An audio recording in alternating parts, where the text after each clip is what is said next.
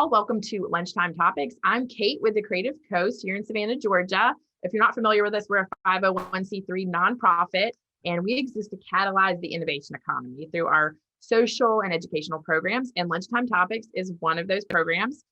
During Lunchtime Topics, we bring in a business expert who shares their wisdom with Savannah's startup and innovative community. And today's guest is a marketing analytics whiz and creative professional. He is the founder and chief marketing nerd of Soul Insights here in Savannah. Soul Insights is a growth marketing firm focused on everyday businesses. Please welcome Phillip Scroggin.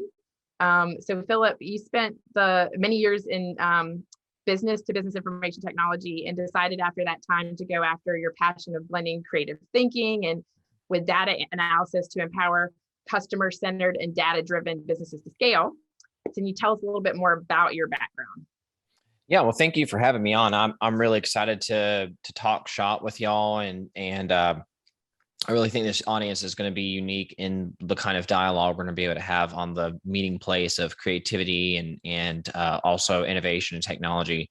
So to your point, yeah, my background was not extensively always in marketing or even always in statistics or anything that you might think is, I went to Georgia Southern University and I knew I wanted to do marketing, but slowly I started going over towards the kind of business sales part of information technology. And so it became my dream pretty quickly that I wanted to sell IBM software to, big companies. I want to live in Atlanta, and I had all these aspirations. And that's what I started to pursue after I graduated, was doing the business to business, namely corporations working to sell technology solutions such as software. And then slowly I transitioned coming back home to Savannah, and I started to work in the small business world. And so that's really where the transition happened, from really being focused on corporations and focus on strict software solutions to more of just a different path. And so I worked with a business to business IT provider for years, and I was doing both the sales and marketing. And that was really the pivot point of where I started to fall in love with small business again, which is where a lot of my family's background is in. I really started to recapture my love for marketing and creativity and strategy and branding and that whole thing, because that was part of my responsibility. And what I came to learn, and it had always been part of my passion and background, because I also did a lot of information systems and business statistics back in my background, was the value and the power in data to be the kind of foundation and the launching pad for innovation, for creativity, for technology progression. And so that's part of what led me to start Soul Insights a couple of years, but it's been an interesting journey and definitely a fun transition. Awesome. Well, what a background. That can certainly, it's interesting to see those two, the creativity line up with the analytics, and it's definitely what you need in marketing. So yeah. And forgive me, I want to make sure I said your last name correctly. Is it Scroggin or Scroggin? It's Scroggin. It's one of those weird lowland Scottish names, and I've gotten much worse. So you preemptively have forgiveness for any different pronunciation. Okay. Well, my heritage is Scottish too. So I think it just came naturally to me. I said it and I was like, wait, maybe I should have checked with him. There you go. We'll get the Scottish roll of the tongue going eventually. But yeah, Scroggin is how most people call me. Okay. Awesome. Okay, great. I got it right. Okay. So I want to talk, about your website a little bit. You talk about the importance of identifying your target audience and customers. So what are some top strategies you employ to achieve this for clients? Right. And there's a couple of different proven ways to go about it. And it really depends on whether you've been in business for long enough to have what I call an established book of business, or whether you're a newer business. And I'm kind of like in the hybrid between those states, for example. So I still deal with both of these. But regardless, it's very, very important, because part of what I talk about, and it's not anything I created, this what's been known in business for as long as there's been business, is you can't be everything to everybody. You need to be certain things to certain people. We all have our Goldilocks fit for customers, and we are all a Goldilocks fit, assuming we're actually out there trying to provide genuine value for someone out there. So we got to find our people and be that great person for them. But in terms of the process of finding that ideal customer, if you are an established business that has some kind of customer base, your process is going to be that tried and true systematic method where you talk to your customers and you basically create a buyer persona, an ideal client profile. And from there, then you have a model which you can then replicate to find other great customers like them. So, out of your entire customer base, you might look at your top 20% or your top 5 to 10 customers. You want to understand the pertinent information about them necessary to build your entire business system, but also your marketing plan in order to go find more customers like them. And that would be going through the process of customer segmentation. You would go do research, for example, one-on-one interviews, or you might do a focus group. You might do some surveys. You might just use your own internal knowledge from what you've come to know through those relationship buildings. Conversely, if you're a newer organization, you still can do a lot of that. However, the market hasn't had a chance enough to test you out, and you haven't had enough chance to test out the market. So you will be operating in the meantime a little bit more in the theoretical until you've been able to just work through that organic process. However, there's still great resources for understanding once you decide who the market is that you want to target, who your business exists to serve, and really strategically thinking through that by looking around what's going on in the business place and your community, whatever your market wants to be. Then you can start to use free resources, paid resources to figure out who are those people? What can you know in the public forum about them? How many of them are there? So that'd be like total market potential. And then from there, you can start to look at maybe some of the competitors in your industry to see what they're doing or not doing to figure out what's that niche that you first want to enter and penetrate. So that's just some of the process to finding your ideal customer. It really comes down to how long have you been in business and how many actual customers do you have to model off of? Yeah, one of the things that we teach all the time here when you're starting a business and you're getting out there for the first time is you have to know your customer. So customer discovery is like the top thing you have to go through. Even in our Idea Accelerator Bootcamp, which our executive director Jen runs and Dwayne Stevens runs here at the Creative Coast, there's weeks and weeks of understanding your customer and doing customer discovery. It's so essential. And I think sometimes people think, oh, like, I'm just going to get out there in the community. I'm going to go to all these events. I'm going to, depending on, what you're selling, or I'm going to be on social media 24/7. And it works to a degree, but imagine if you just knew the exact stats you needed to, and to target that niche that you're talking about. Yes. It's such wasted time, and you're putting your, time is money. So you're putting your time into areas that don't really need to be focused on. So, okay. So that leads me to the next question. You also talked about the customer roadmap. Can you explain the function of the customer roadmap and why it's essential for small businesses to have? Yeah, definitely. Just to confirm that we're talking the same semantics, do you mean the buyer's journey, how a customer or a potential customer comes to end up doing business with you? I mean, can we talk about both of those actually? Because I was just actually thinking about how you acquire your customer and that process. But now I'm actually thinking about in terms of refining your product or service. Maybe it could be either or. You pick. Right. And maybe you are looking more from our internal state, maybe of how we develop the whole sales cycle or marketing funnel process of how we're going to go about attacking the market, for example, or initiating, attracting those ideal customers. Well, really, it's a symbiotic thing. I sometimes I call business a tango. It's a dance between you and your partner, the customer. So we can look at it from their seat. We can look at it from our seat. What I would recommend, and I think your question was, how do they go about executing that and building that, is understand how you can give your customer what they want, right? So when I go shopping for groceries, I have a certain way that I like to go about that process. When I go shopping for a special product that I've never bought before, if no one comes and gets my attention, I will go through that process myself in a certain way. So once again, it kind of goes back to, if you've been in business long enough, you've gotten a certain amount of customers. If you can retrace those steps, if you can go back through the breadcrumbs and the trail that they organically took to start doing business with you, you do that through talking to them. You can do that through analytics tracking. You can do that through a variety of methods. The better you can understand how they went from awareness. So I don't know who you are. Now I know who you are. And there is a certain little list of businesses in your space that they're aware exist. And then they go to consideration.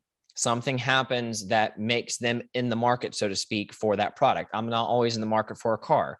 Okay. I'm not always in the market for an adult beverage, but when I am, the better you can understand how they come to be in the market for said product or service, and then how they become aware, how they then compare, and then what makes them to decide, and how they like to be engaged and then engage with. Like, there's tons of different questions, but all of these are extremely pertinent, because your own sales cycle, your own marketing program, your own flywheel, whatever your system is for attracting and differentiating and then winning new customers and then delighting those customers to start the process all over again. The better you can understand how your ideal customer organically goes through that process, and then also what your means are, then you can better map it out strategically, and then you can optimize and enhance that journey that the customer was already taking. Except for now, the difference is you can either make it lower friction, which works for a lot of different types of products, or and depending on what type of experience you want to deliver, you can make it higher value or more entertaining, or a stronger rapport building. All of that stuff, you can strategically, intentionally make the journey of coming to your business easier for them. You can initiate it, you can make it more fun, you can make it lower friction depending on your strategy, if you know how these people like to go shopping for your type of product or service. Got it. Okay. So thanks for clarifying on that. I think about like the best kind of maybe analogy is like, if you're not really looking at the right, or of how people get to your product or service and how they follow it through and what makes them return and all of that good stuff, you're really just like, you've got a blindfold on, you're throwing darts at a board and you're just hoping to hit it, and you have no experience doing that, right? Like, like if you're someone who has the blindfold on and you practice and practice, that's one thing, but we're talking about like, you have no idea what you're doing, you're just throwing darts. And so I see what you're saying. It helps people really narrow down the aspects of what attracts people to you, and then also following them down the funnel, what makes them return, what are the best parts of whatever you're offering, maybe what do you need to focus on more. And by the way, that was a mouthful that I made everybody swallow there. So just to make sure they understand the how, obviously there's multiple ways to skin the cat, but I would say for starters, once again, if you're a business that's been around long enough to have a certain amount of customers, you know who your favorite customers are, period. You go talk to them, right? The easiest thing would be to pick your top 5 and go actually sit down and say, hey, can I have a conversation with you? And your best, most favorite customers, they'll give you the time to have the conversation. Or if you want a bigger sample size and you're willing to concede that one-on-one insight, then you can do a survey. And then obviously there's also digital means, right? If you properly have the right kind of digital tracking tools in place through stuff like Google Analytics 4, through some other different tools, you can, in a variety of ways, retrace those steps, right? So I would say the simplest thing, regardless of how high tech you are, is go talk to your favorite customers and ask them to recollect that journey for you. If you can then add on top of that, maybe some surveys, or maybe some tagged journeys that you're tracking through how people come to your website, and then conversions, and from what channels to which channels. If you really get your whole system baked out like that, then a lot of it can come to you through reports and spreadsheets. But regardless, we know we need to do it. How you do it, once again, there's a variety of ways, from the old school to more high-tech ways to do that. Got it. Okay. All right, so let's talk about mistakes or misconceptions. What are some of the biggest mistakes or misconceptions you see when it comes to determining key performance indicators, or KPIs, as we're commonly referred to? Right. So with everyday businesses of a variety of sizes, you might have one of two extremes, and they actually could be the chicken and the egg conversation. Would be that either they look at too much noise and then they chase this stat or this data or this indicator, and then presume wrongly, unfortunately, that actually it's a key performance indicator, right? Not all data are KPIs. Not all indicators are key performance indicators.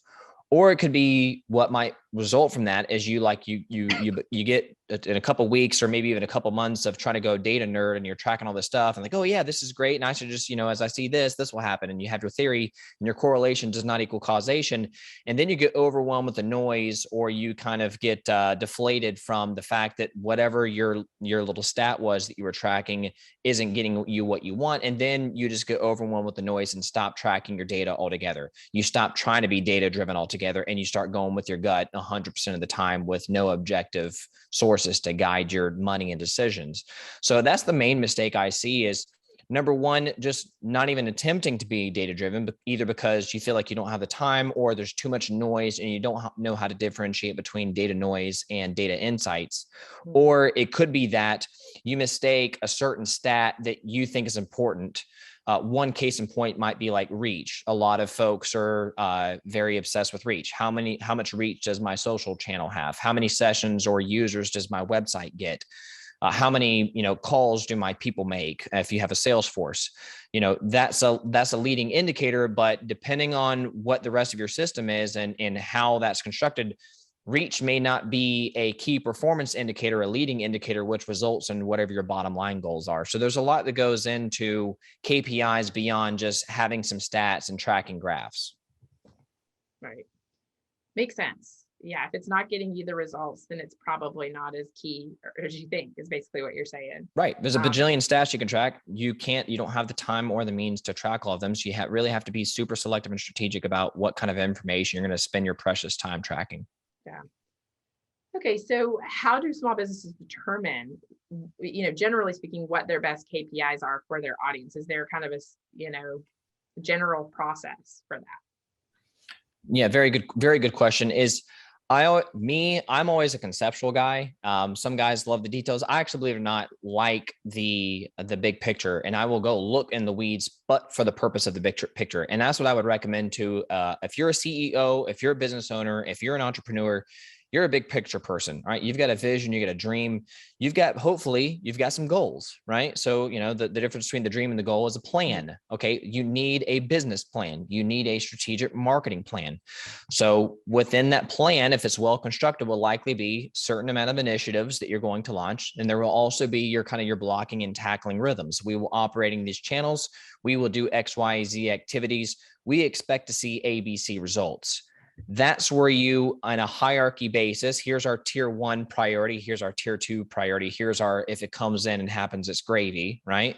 Whatever your team, your business development team can manage, you need to figure out from the top level, what do we want the desired state to be? What are our goals? And then from there, you track what your activities are be. And that's where the measurement then comes in. That's where the accountability of the data and the KPIs come in. You determine the KPIs retroactively once you first determine what revenue generating activities or brand strengthening activities will get you the end result. And once again, you could come up with a list of 10. Depending on how much time and resources you have, you may need to whittle that down to, okay, we're just going to track these 3 to 4, or we're just going to track these 2. And that becomes your key performance indicator that helps you keep everything accountable and gives you that objective feedback. And so this question you just answered kind of answers the next question. I mean, it's hard to say because it's based on what your business really needs, right? But generally, I mean, and you just said revenue, like everybody knows if it's not bringing revenue, it's probably not worth tracking. But right. Is there, and if you can't answer this, say no, you already did. Generally speaking, what are the best stats to track? No, I'm definitely prepared to answer that. And once again, there's ones that are more industry specific, right? So if you're in retail, like a lot of what is important for retail is moving product, right? The longer you have product sitting on the shelves, your inventory cost goes up.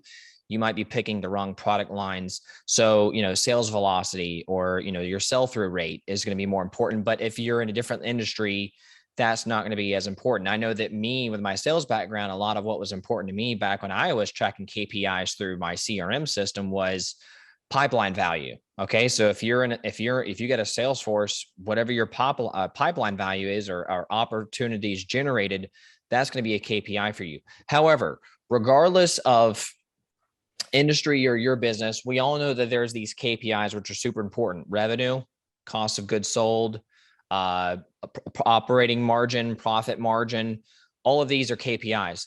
What I would say is, from a marketing standpoint, which is obviously my world, if you're talking in terms of your marketing department, I think that three great KPIs, regardless of your organization, that really help you understand how to optimize that top level financial stat, revenue and profit, really, which is the bottom line, would be number one, your customer lifetime value. You need to understand your average customer. How much do you earn from them over the lifetime of their relationship? How long is that relationship? Then that gives you a really good understanding. Okay. If you think that in order to reach your goals or to be successful, you need to be making X, let's just say it's, you need to make $5,000 off of an average client relationship lifetime. But then you find out that you're making 2,800. That lets you know that something's got to give, something's wrong in the calculus, either with your expectations or your execution, right? I would say related to that, so that'd be your top line stat, would be your customer acquisition cost, be it sales time or advertisements or time spent on Google and Facebook and Instagram and the 15 social media channels putting up posts every day. You're spending precious time and money trying to acquire customers, presumably. So the best that you can capture at some kind of frequency, how much time and money, if you could put a dollar value on it, into acquire your average customer, that lets you know how effective and efficient your business development program is. And so I always like to say to your customers, you need to do a health check. We're getting ready for 2023. Take some time, go do the calculation on the big picture. What is your average customer lifetime value right now? What is your average customer acquisition cost right now? If that former stat, CLV, is not significantly greater than your CAC, you're actually in the red. You're actually in the negative on your average, on your whole business, which means that your revenue and profits and costs will reflect so.